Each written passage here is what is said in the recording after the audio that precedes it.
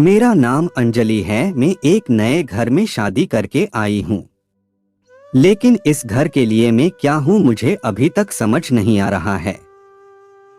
मेरे पिता बहुत गरीब है और मेरी शादी भी बहुत जल्दी में हो गई। करीब 10 दिन पहले मेरी शादी की कोई बात भी नहीं थी और 10 दिन बाद में दुल्हन बनकर एक घर में आ गई।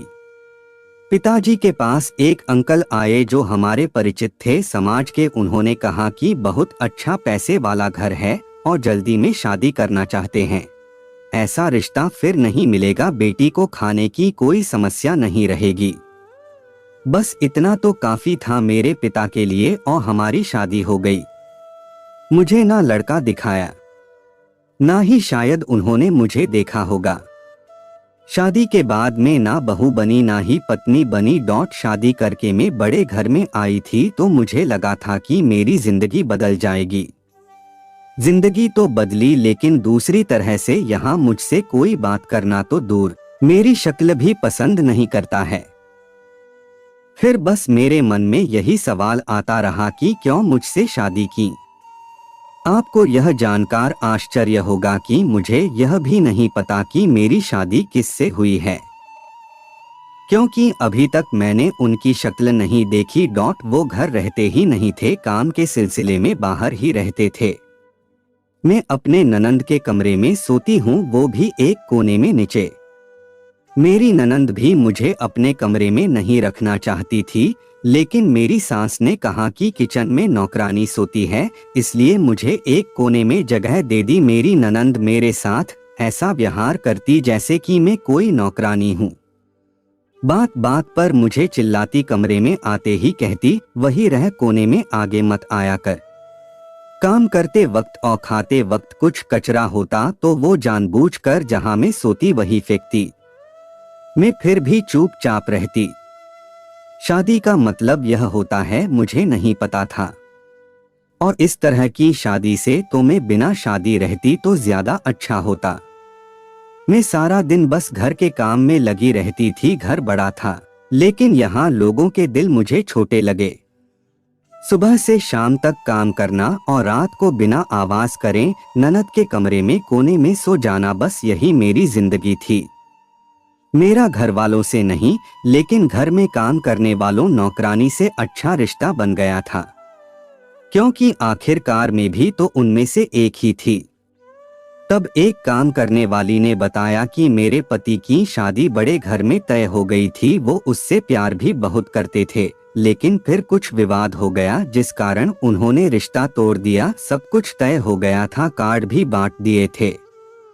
तो घर वालों और मेरे पति ने जिद में आकर उसी समय और तारीख पर शादी की, उन्हें बताने के लिए।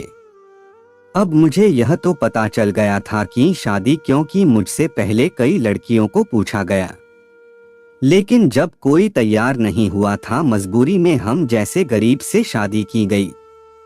अपने अहंकार को रखने के लिए मैंने कुछ और दिन ऐसे ही बिताए।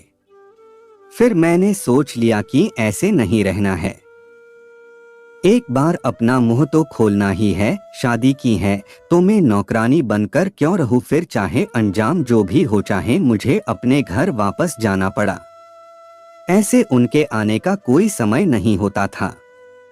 लेकिन बहुत दिनों बाद वो आज घर पर थे और खाना वो अपने कमरे में खाने वाले थे।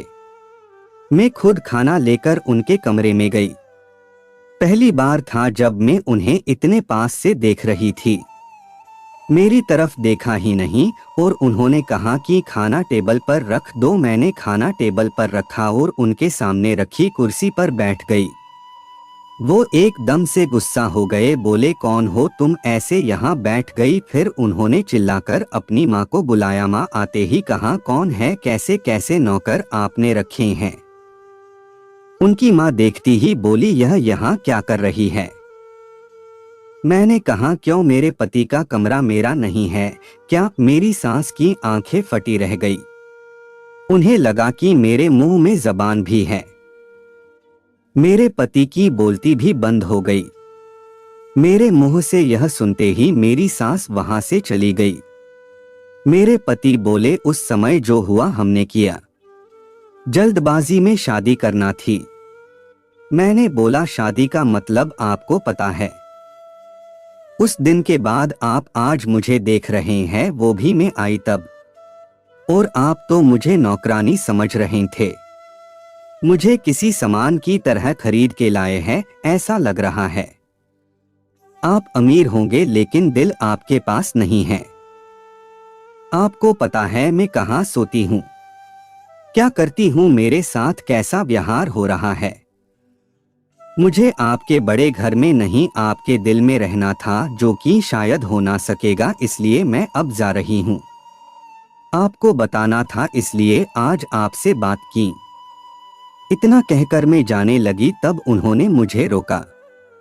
कहा कि मैं अपनी पिछली लाइफ को अभी भुला नहीं हूँ, इसलिए तुमसे दूर था, उसके लिए मुझे अभी माफ करो। और थोड़ा समय दो, मैं भूल गया था कि तुम भी इंसान हो, मेरी बीवी हो। आज से तुम यही कमरे में सो सकती हो और बहू की हैसियत से ही रहोगी, ना कि नौकरानी की।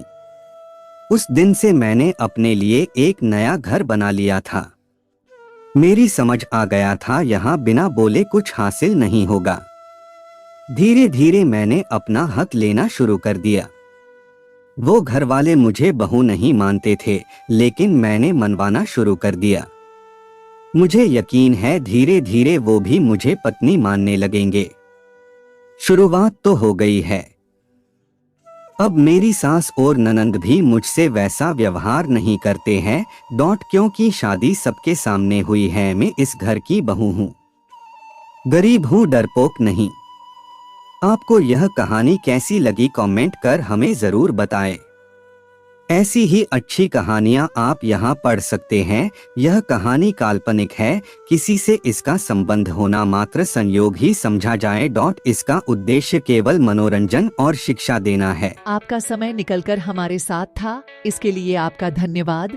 अगली बार फिर से मिलते हैं नए और रोचक वीडियो के साथ। चैनल को सब्सक्राइब करना न भूलें। धन्यवाद और शुभकामनाएं।